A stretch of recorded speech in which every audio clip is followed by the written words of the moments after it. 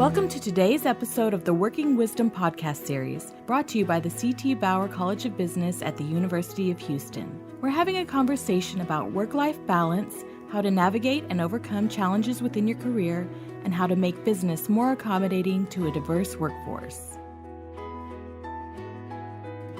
Hi, my name is Kelly McCormick. I'm the Managing Director of Red Labs at the University of Houston, and today I am here joined by Diana Murakhovskaya, and we are talking about working wisdom from the C.T. Bauer College of Business. Specifically, we're asking Diana more about how she does it, because Diana is a co-founder of Monarch, which is an accelerator program for women. And at the University of Houston, we're very interested in learning more about some of the inspiring women that are around us in the Houston area. And so she is joining us here today to tell us more about her story and how she got here. So welcome, Diana. Thank you for having me. And could you just tell us a little bit more about how you started Monarch?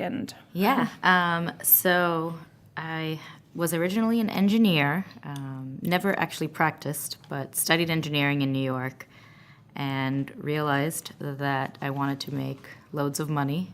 And so I got conned into going into iBanking and sales and trading for a decade in Wall Street.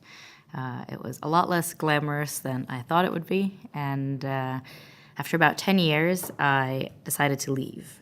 In the process of working in energy sales, I met my best friend and co-founder, Irene, who was also an energy trader. We were two of the only women in the oil industry at the time doing what we were doing. So we became friends and both quit in different time periods and traveled a lot together apart. And we're having an amazing time, but we're very uninspired with what we were doing, even though we were going to all these amazing places and doing all these really cool things. So one day we were on a crazy hike in Borneo, Malaysia, and almost didn't survive. And at the end of it, I was like, if we can survive this together, we should start a company together. I don't know what it's going to be, but we'll make it work. So we came home, gave ourselves 30 days to start a company. We knew nothing about anything having to do with startups. We had more of a traditional background. I think probably 15 years ago, people were kind of taught there were just a few outlets for careers, very like banker, lawyer, doctor, dentist, accountant. And there's a plethora of opportunities now.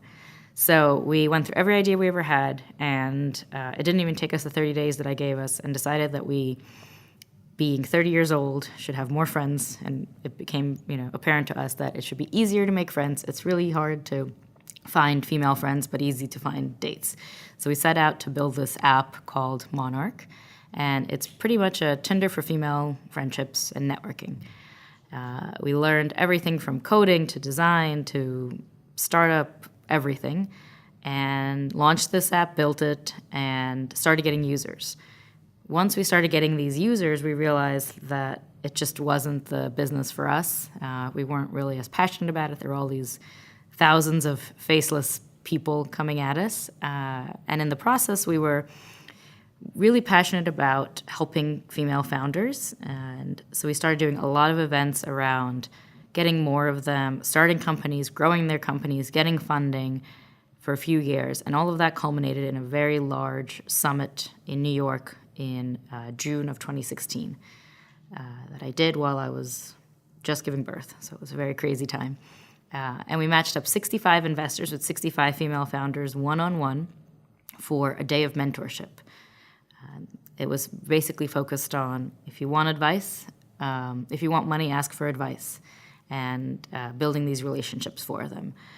It was a really powerful event. There were a lot of great stories that came out of it. A lot of women found advisors and customers and investors. We ourselves decided to start investing in startups led by women. And so we went on this journey to figure out what was next and how we could turn it into something more powerful for a set of companies. And that's how we decided that we would build a program around mentorship for women-led companies and launch it in New York. That's great. It's quite the story, especially the part where you guys just decided if you survived your traveling to start a company. I like that a lot. Co-founders or people who want to be co-founders should go on a very intense trip together. It's always a good test of a marriage or a relationship, and being a co-founder with someone is very much like a marriage. So it's a really good test of how you handle stressful situations, how you make decisions. A lot of people really jump into kind of working together full time and don't realize how difficult it is. I think most companies actually break down because the founders don't actually get along. I completely agree. I think that is so easy to bring the wrong people onto your team in the beginning, and it can be detrimental to the company, even if it's a great idea. One of the things you mentioned was that throughout the process of creating the app for women to become friends, that you noticed that there were problems for female founders. What did you see as the challenges for female founders when you were in that process? Or how did you start noticing that as an issue? We started doing, because we knew very little about everything in the startup ecosystem, outside of going to a lot of events, we started doing our own, because we would go to these events and realize that it's not a lot of women in the room, or they're just not giving the kind of information we wanted. And so we started doing these events, getting together female founders, because we figured they know something, we know something, we can have this collective of knowledge. And we did a lot of different topics, but one topic that stood out for us was this investor-founder relationship. And that was the easiest piece for us to solve coming out of finance, and the easiest conversation for us to have. But it was a really difficult conversation for most founders. And so we decided to really focus on events based on that and do small 20-person, 20 founder, 1 investor, intimate breakfasts and dinners where, everybody was really focused on helping each other and getting to know this investor. And it sort of scaled and grew, but events are a very difficult business and very time-consuming, as I'm sure a lot of people have experienced. Definitely. I think that it's great that you're able to execute it so well with women and connecting them to people that would be helpful in their path and founding a company. Have you noticed anything that, have you seen that women, when they're pitching to an investor, they find any specific difficulties when they're doing the pitch, or that they've noticed anything where they feel as if they're not getting investor money, potentially based on the fact that on their gender? They're definitely not. I forget what the exact number is, but it's something like, and it depends on where you look, but 4 to 7% of all venture capital goes to women. So it's really minuscule. And most of the founders we talk to that we house in our incubator, they definitely either are not taken seriously. It's harder for them to project confidence. Women are a lot more safety focused and cautious. So when they talk about their achievements, they usually downplay them. When an equal level male founder might pitch, they definitely build up a much bigger persona and resume than probably actually exists. So it's definitely a lot harder for women founders to get funding. A lot of the problems that they're solving are not seen by the investors, the majority of which, 97% of which, are male. And so they just don't think it's a problem. I mean, even for us, when we were building this friendship app, we just talked to a few investors, and the ones who didn't quite get it would say things like, "Women don't need friends. I don't understand it. My wife doesn't need friends. She has me. Women hate each other. Is this a lesbian app?" And it just flew over their heads. So, and that happens with a lot of the problems. A lot of the women are often solving. It's just the demographic doesn't understand that it's a massive market, even though women make up something like 85% of the consumer purchase decisions. So people that should be building companies for that group are women.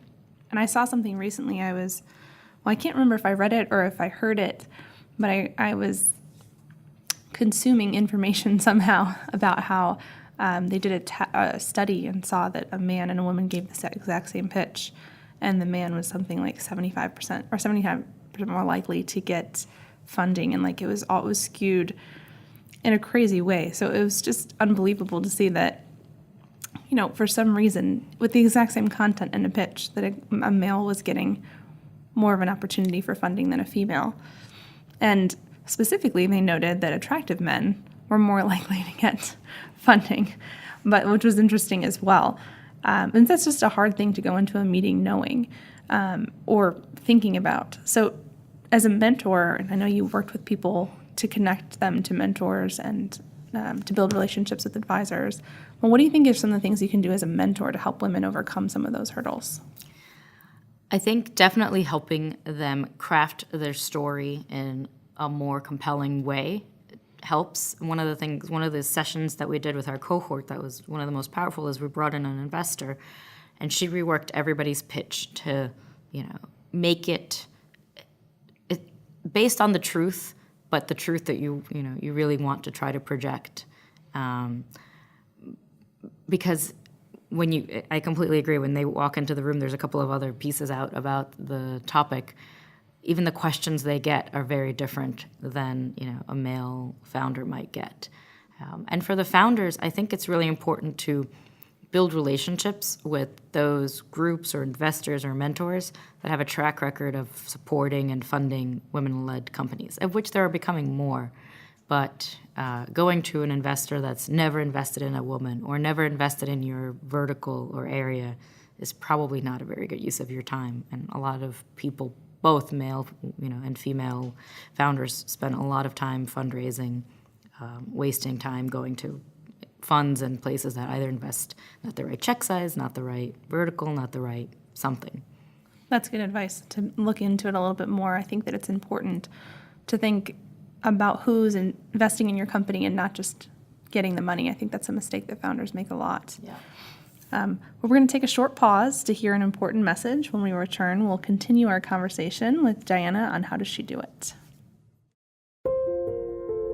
Join the conversation.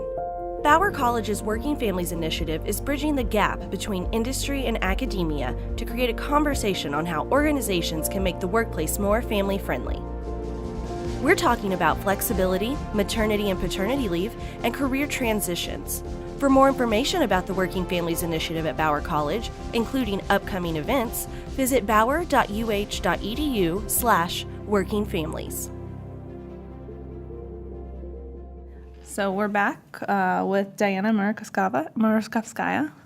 Sorry. No worries. And to talk about how does she do it. And so we've been talking a little bit about women and some of the unique challenges they face as founders in the startup community. And I think it's really interesting that there are a lot of programs and events to be helpful to women in this difficult process of, finding funding and getting co-founders. But I was also recently talking to a friend about the idea of how many steps women take in order to kind of help them in this process, and that possibly maybe we should be encouraging men to, or just the startup community as a whole, to take some steps to make it a little bit more easier for women to become founders and to have their own startups. And I just wanted to see if you had any thoughts on that, if there's any steps that a startup community or investors could take on themselves to make this a little bit more accessible for women as founders. Definitely. I mean, in an ideal world, it would be 50-50, and we wouldn't need women-led programs or women-focused programs. I mean, our goal is not to be the best women-led incubator program. It's to be the best incubator program. But it's definitely tough because those opportunities don't yet exist, so we have to create them for these types of companies. But definitely men can pitch in, whether it's investing, giving time, making companies feel welcome, making investors feel welcome. I have a lot of friends and advisors that are in a couple of angel groups in New York and in Texas, and even they are experiencing difficulties and sexism within these groups. So we need to make more opportunities for women to become investors, to then also, invest more in women. We have, and all of our companies are actually not women only, so that's the other distinction we have. Everybody's mixed teams, mixed gender, mixed culture, and it makes for a much more dynamic environment. And our mentors are also mixed, so it's definitely not a one-sided world. That's great. I think that's important to include everyone in the process of, making this a more inclusive community and an easier path for everyone that, has a great idea to get funding. So I know that you run a lot of events for women and specifically hold events for people or for women in your, or I guess not people, women and men in your incubator. And I'm wondering, I know you mentioned before the 65-person founder and investor event, but has there been any other events that have been particularly successful in connecting people to resources they would need in the startup community that have been very helpful? Yeah, we actually, when we were first working on the app, we were looking for a female developer because, again, we were running into the problem where male developers just didn't understand this problem we wanted to solve. And we couldn't find any developers in New York. Most of the meetup groups and events just didn't have that demographic. So we came up with a ploy to throw an all-women hackathon, and we figured we'd get these developers and designers in a room and convince one of them to work with us. So it took us a while to put this event together, and eventually we hired other developers. But it was really magical and successful to see kind of the outcome of all of these women working on these startup companies together and creating something truly amazing and helping each other. It was very collaborative. Different developers were helping other developers. People who came in with zero coding skills learned to code. Others went into further boot camps. Others started their companies off of it. And we thought it would be a one-time thing for us to find this developer or two. But it was just we tortured them for 72 hours, and they came back and asked, when's the next one? So we did it again in New York a year later, and then actually here in Houston last year. And again, it was really great. And so after that, we kind of refocused a lot of our strategy into this program that we have now and moving away from events, which just are very time-consuming. So luckily, it's been actually picked up by someone here, and there's a hackathon this weekend following along with last year's work. When you started the app, you mentioned that you had a job on Wall Street at that time, right? Before. So I had actually left Wall Street, traveled, and then dove full-time into the app. I was definitely not someone who could have a full-time job and work on a side hustle, if you say. That's very difficult. Very hard, but a lot of people do it, and it's the only way they can do it because, different reasons. They might need funding. They might be in a different place in life. Probably if it was 5-10 years later I was doing it, it might be a different situation. But at the time, I didn't really have a lot of responsibilities, so it was a good time to do it. But it's definitely hard. Right, yeah. When you were coming up with the app, I do think it's definitely an issue for women to meet other female friends. What do you think it is about that problem, or why do you think that is a problem? I think it's just, we called it like the M phase. You get married and you move and you turn into motherhood. Life changes, and we still crave these relationships that might be harder to maintain. And I think for guys, it's a little bit easier to make friends. I mean, they can happily sit in a room with someone watching a game, never saying a word to them, and that is their best friend. Women just don't work like that. So it's a lot harder to find someone you trust and someone that gets you.